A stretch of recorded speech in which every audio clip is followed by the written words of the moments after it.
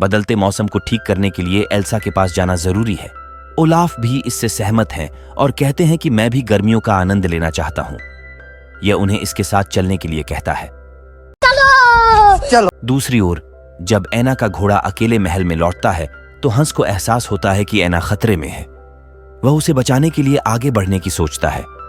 Duke ने अपने 2 साथियों को उसके साथ भेजा जिन्हें एल्सा को खत्म करने का आदेश दिया। गद्दारी कर बे। दूसरी ओर क्रिस्टोफ, ऐना और ओलाफ एल्सा के महल में पहुंचे। ऐना अकेले अंदर जाती है और कहती है, देखो मौसम बर्बाद हो गया है, हर तरफ बर्फ गिर रही है, तुम्हें यह सब कुछ ठीक करना होगा।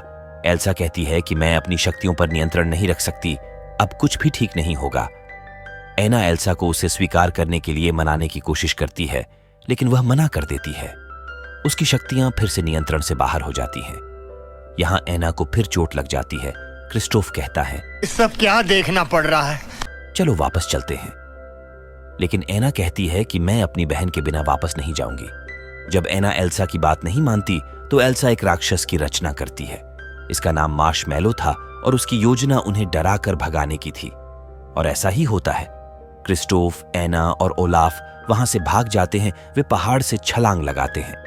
जब वे नीचे की ओर आते हैं तो क्रिस्टोफ की नजर ऐना के सफेद बालों पर पड़ती है। उसे लगता है, अरे बहुत मनुष्य लग रहे हो। ये एल्सा के जादू के कारण हुआ है। बाद में वह ऐना को अपने ट्रोल परिवार के पास ले जाता है। ये वे ट्रोल थे जिन्होंने पहले भी ऐना को ठीक किया था। वे उन्हें देखकर खुश हो जाते हैं और सोचते हैं कि शायद ऐना क्रिस्टोफ की प्रेमिका है। वे यहां उनकी शादी करने वाले थे। क्रिस्टोफ ने देखा कि ऐना बर्फ की तरह ठंडी होती जा रही है। क्रिस्टोफ उस ट्रोल के नेता को बुलाता है जिसने ऐना को बचपन में ठीक किया था। वह नेता कहते हैं, ऐना का दिल जम जाएगा यदि वह ठीक नहीं होगी तो, और मेरे पास इसका कोई इलाज नहीं है। इसको केवल सच्चा प्यार ही उसे ठीक कर सकता है। क्रिस्टोफ हंस के बारे में सोचता है कि शायद वह उसके प्यार के साथ ठीक हो जाएगी। क्रिस्टोफ किंगडम के लिए ऐना के साथ अपने रेंडियर पर आगे बढ़ता है। दूसरी तरफ हंस अपनी सेना और ड्यूक के 2 साथियों के साथ एल्सा के महल में पहुंचता है। यहां उसका सामना उसी राक्षस से होता है। वे लड़ने लगते हैं और इस दौरान ड्यूक के साथी महल के अंदर चले जाते हैं। वे एल्सा को मारने के लिए आगे बढ़ते हैं, लेकिन वे एल्सा के जादू से जीत नहीं सकते हैं। एल्सा उन्हें अपने जादू से रोक देती है। इससे पहले कि वह उन्हें खत्म करती, प्रिंस हंस अंदर आते हैं। वह एल्सा को रोकता है और कहता है कि क्या गुंडा बनेगा रे तू, कि उन्हें खत्म मत करो। यदि तुम उन्हें समाप्त कर दोगे तो लोग मान लेंगे कि तुम डायन हो, तुम बहुत क्रूर हो। एल्सा रुक जाती है, लेकिन एक आदमी यहां तीर मारता है। इसके कारण एक विशाल झूमर नीचे गिर जाता है जो एल्सा के ऊपर था। इस सज्जन को क्या तकलीफ है भाई? एल्सा बेहोश हो जाती है। एल्सा जागती है और खुद को जेल में पाती है। वह अपने राज्य में लौट आई थी। वह खिड़की के बाहर देखती है कि सब कुछ बर्फ में बदल गया था। प्रिंस हंस एल्सा के पास आता है और उससे सब कुछ ठीक करने के लिए कहता है। एल्सा उससे कहती है कि मैं नहीं जानती हूं कि इसे कैसे ठीक करना है। हंस चला जाता है।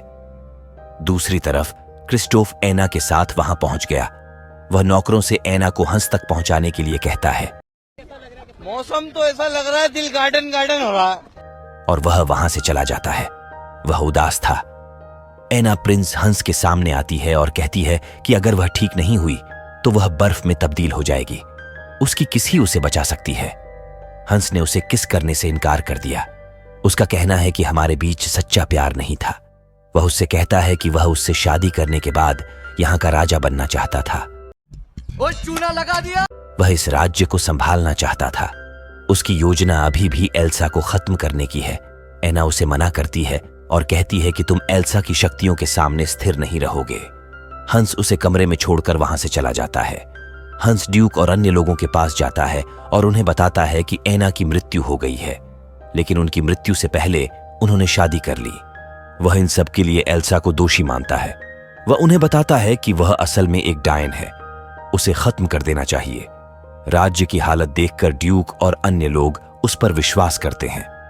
वे सभी सहमत हैं कि एल्सा का शासन समाप्त होना चाहिए। दूसरी तरफ जब हंस एल्सा को नोटिस देने जाता है तो वह जेल तोड़ते हुए भाग जाती है। बेकार है भैया, मैं तो टूट गया। लौटते समय क्रिस्टोफ को राज्य पर एक विशाल बादल दिखाई देता है। वह लगता है कि एना खतरे में है। वह उसे बचाने के लिए वापस जाता है। ओलाफ भी एना के पास पहुंचता है। एना बताती है कि हंस ने उसे धोखा दिया है। ओलाफ उसे बताता है कि ऐसा लगता है जैसे क्रिस्टोफ उसका सच्चा प्यार है। वह एना को पसंद करता है। वे किसी तरह महल से बाहर निकल जाते हैं। उन्हें एक भयंकर बर्फीला तूफान नजर आता है। वे क्रिस्टोफ को खोज रहे थे और क्रिस्टोफ भी उन्हें खोज रहा था। हंस एल्सा के पास आता है। वह एल्सा को बताता है कि कैसे एना उसकी वजह से मर गई। एल्सा उदास हो जाती है। उसकी उदासी से तूफान थम जाता है। हमारे यहाँ ऐसा ही होता है। एना को ऐसा लगता है जैसे वह धीरे धीरे बर्फ में बदल रही है। वह क्रिस्टोफ को पीछे से देखती है। उसी समय वह देखती है कि हंस एल्सा को खत्म करने वाला था। इससे पहले कि हंस एल्सा पर तलवार से हमला करे, एना सामने आ जाती है और बर्फ में बदल जाती है। इस तरह तलवार टूट जाती है और हंस काफी दूर जाकर गिर जाता है। यह सब देखकर एल्सा उदास हो जाती है और वह एना को गले लगाती है। वह एक मूर्ति बन गई थी, लेकिन धीरे धीरे एना सामान्य हो जाती है। अरे बस कर, रुलाएगा क्या? ओलाफ सभी को बताता है कि ट्रोल के नेता ने उसे सच्चे प्यार के बारे में बताया होगा। एल्सा भी समझती है कि केवल प्यार ही उसकी शक्तियों को नियंत्रित कर सकता है। इसके बाद एल्सा धीरे धीरे हर जगह से बर्फ हटाती है। उसका राज्य सामान्य हो जाता है। बाद में वह ओलाफ को अपना आर्टिफिशियल क्लाउड भी देती है, जिससे यह पिघलेगा नहीं। एना ने हंस को अपने राज्य से दूर जाने के लिए कहा। एल्सा ने ड्यूक को यह भी सूचित किया कि वह अब उसके साथ व्यापार नहीं करेगी। वादे के अनुसार एना क्रिस्टोफ को उपहार के रूप में एक स्लेज देती है। वे अपने प्यार का इजहार करते हैं। एल्सा कहती है, अब मेरे महल के दरवाजे बंद नहीं होंगे। बहनें फिर से खुशी से रहने लगीं। फिल्म के अंत में मार्शमैलो राक्षस महल में था। यह एल्सा का गिरा हुआ मुकुट पहनता है और यह खूबसूरत फिल्म यहीं समाप्त होती है। तो आपको यह फिल्म कैसी लगी कमेंट बॉक्स में जरूर बताएं। अब तुम लोग गलती से अगर नए हो तो सब्सक्राइब करो। वो जो लाल वाला बटन है उस पर अपने जीजा जी फेंक के मारो या फूफा जी, मुझे नहीं पता, बस क्लिक हो जाना चाहिए।